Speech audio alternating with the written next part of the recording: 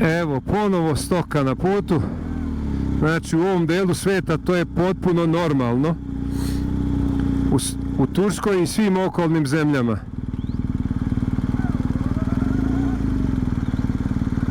Oh my god!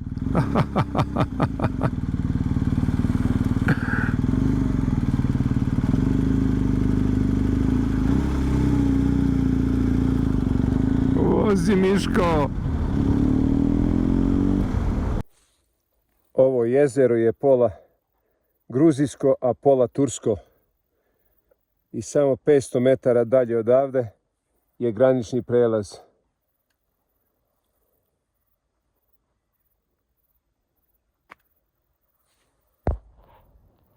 Evo, možemo ga vidjeti.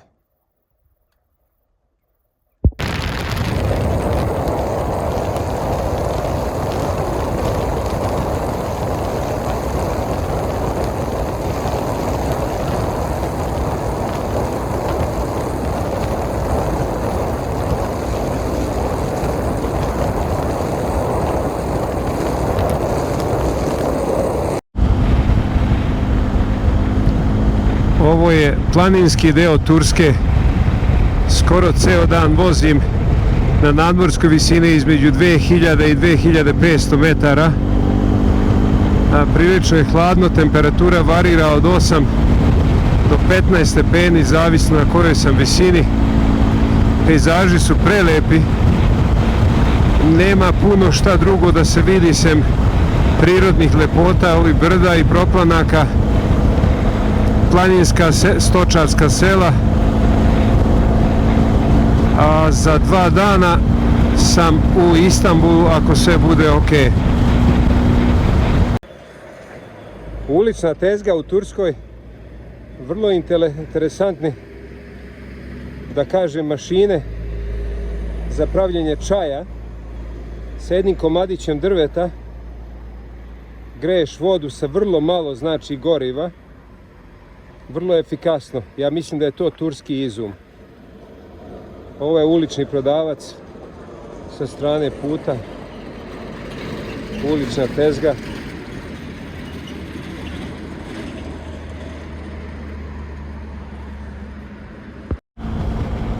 Što sam bliže Istanbulu, nadmorska visina se smanjuje, a samim tim temperatura raste. Sada je trenutno 28 stepeni. Bilo mi je vruće pa sam morao stati da skinem duksericu, da obučem majicu.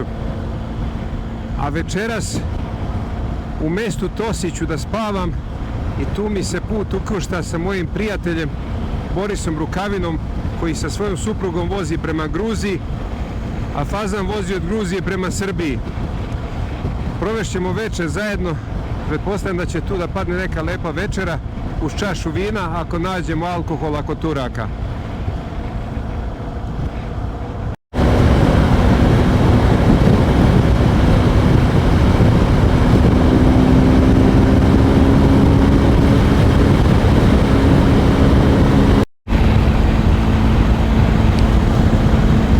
Ovih dana sam pričao o svemu i svačemu i snimao sve i svašta, a najmanje sam pomenuo nekoga koji je vrlo zaslužan za uspešno savladane sve prepreke na ovom putu, a to je ovaj moj drugar na kome sada sedim, BMW R 1250 GS Adventure.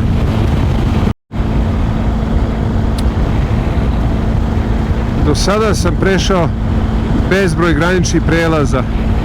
Ulazio sam čak i neke izolovane zemlje gdje je striktna kontrola na granicama. Međutim, ovo što sam jutros doživeo na ulazu u Tursku iz Gruzije nisam očekivao. Pored uobičajenog otvaranja kofera, carinik je izvadio sve iz njih i detaljno pregledao sve stvari. A najveće iznenađenje je bilo to što su ceo motor stavili da prođe kroz skener. To nisam nikada doživeo, naravno ništa nisu našli što ne bi smjelo da se unese u zemlju.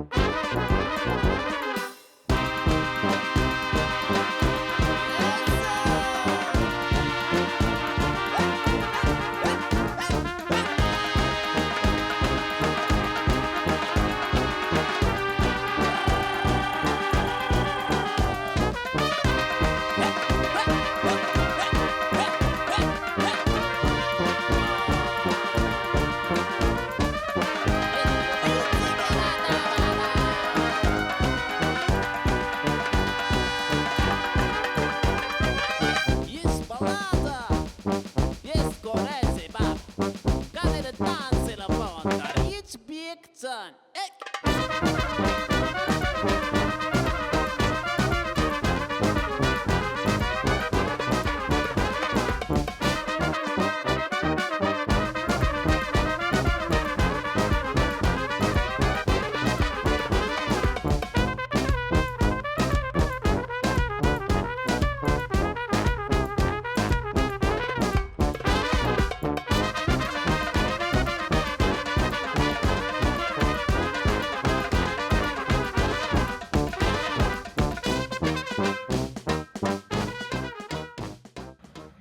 Prelaz preko jednog planinskog vrha u Turskoj blizu gruzijske granice koji se nalazi na 2159 metara nadmorske visine.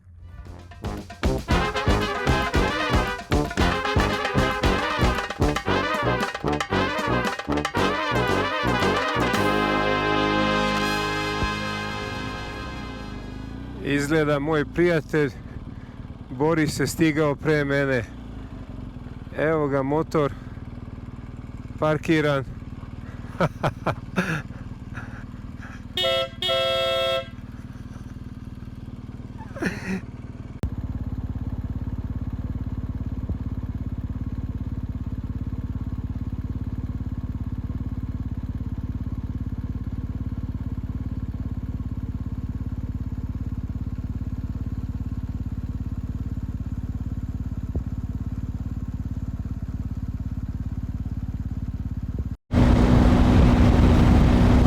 Ovo je planinski deo Turske, skoro ceo dan vozim na nadmorskoj visini između 2 i 2500 metara. Temperatura varira od 8 do 15 stepeni zavisno na kojoj sam visini. Nema tu puno šta da se vidi sem prelepe prirode i planinskih stočarskih sela. Put je odličan, vreme je odlično, nije mi hladno, uživam u vožnji ceo dan.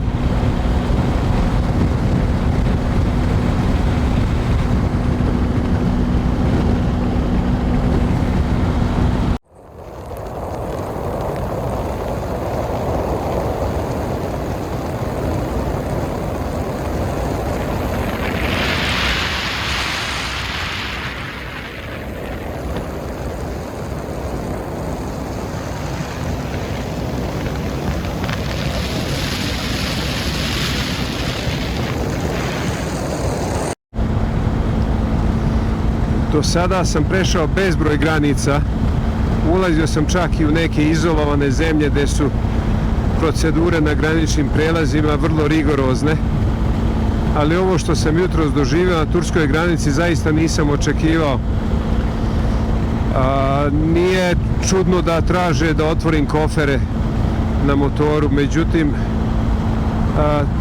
carinik je izvadio sve moje stvari napolje, prekontrolisao sve torbice i kese, a na kraju najveće iznenađenje je to što su moj motor stavili da prođe kroz skener, ceo su skenirali, šta su tražili, da li su tražili drogu ili oružje ili nešto drugo i da li je to uobičajena procedura na ovom graničnom prelazu, nisam siguran.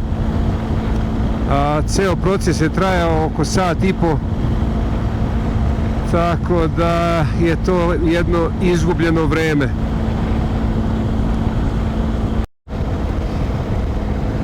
Ovih dana sam pričao sve i svašta i snimao sve i svašta, ali nisam pomenuo nekoga koji je vrlo zaslužan za sve uspešno savladane prepreke na mojim putevima.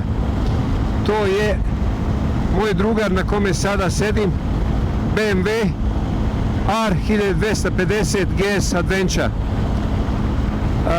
Motor je prešao 47.500 km za 9 mjeseci i 33 zemlje, što mi daje za pravo da ga pohvalim, mada ne želim poniziti ni jedan drugi motor jer znam da postoji mnogo dobrih motora na tržištu. Sa njim sam savladao prepreke malo ekstremnije kao što su temperatura između 0 stepeni do 41 stepen, nadmorska visina od 0 do skoro 5000 metara nadmorske visine. A bilo je tu mnogo loših puteva, džombi, kamenja, trave, pomalo blata, peska, velikih, ekstremno velikih rupa gdje sam morao da vozim u prvoj brzini, čak i tada da razdvojim na kvačilu jer su bile ogromne duboke rupe. Ako bih ponovo kupovao motor, to bi bio isti ovaj, jer je opravdao sva moja očekivanja i više od toga. Šta reći, nego veliko hvala za sve što je pružio za mene i nije me izdao u trenucima kada bi izdaja bila kobna, znači ili bi se ja smrznuo jer sam bio na 4655 metara nadmorske visine. Da je ovaj moj drugar tada zatajio, ja bi bio u velikom problemu. Tako da ga najvjerovatnije neću prodavati sve dok budem mogao da ga vozim, a nisam više tako ni mlad, ne znam koliko ću moći da vozim, 10, 12, 15 godina, vidjet ću, zavisi od zdravlja. Uglavnom čuvam ga, pazim ga i mazim da što duže izdrži i da se što više družimo. U proteklih skoro 2 mjeseca sam prešao 17.800 km, a do Srbije mi je ostalo još 1520. Za 3 dana sam u Beogradu.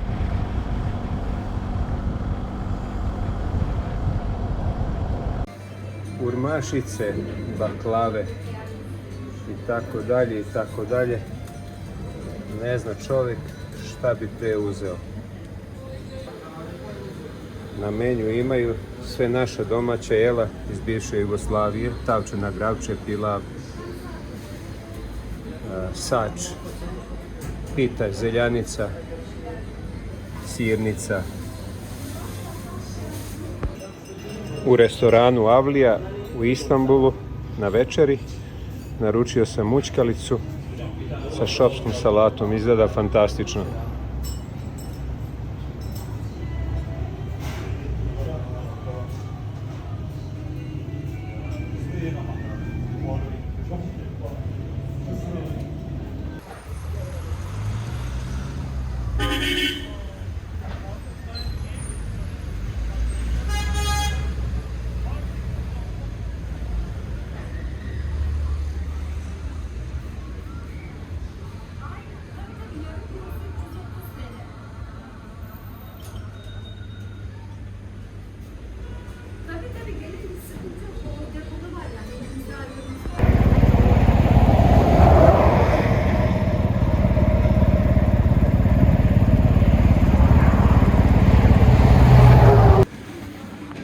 Menju u restoranu Avlija u Istanbulu, vrlo lepo i sa ukusom dizajniran.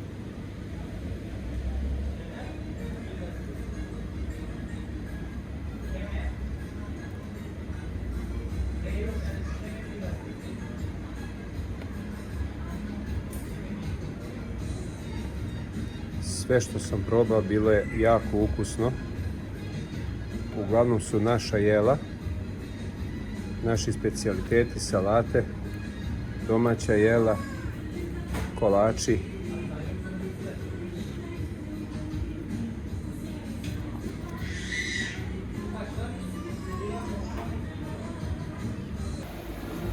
Sve domaća jela iz bivše Jugoslavije. Čak i muzika. Upravo svira Dobro jutro Šumadija.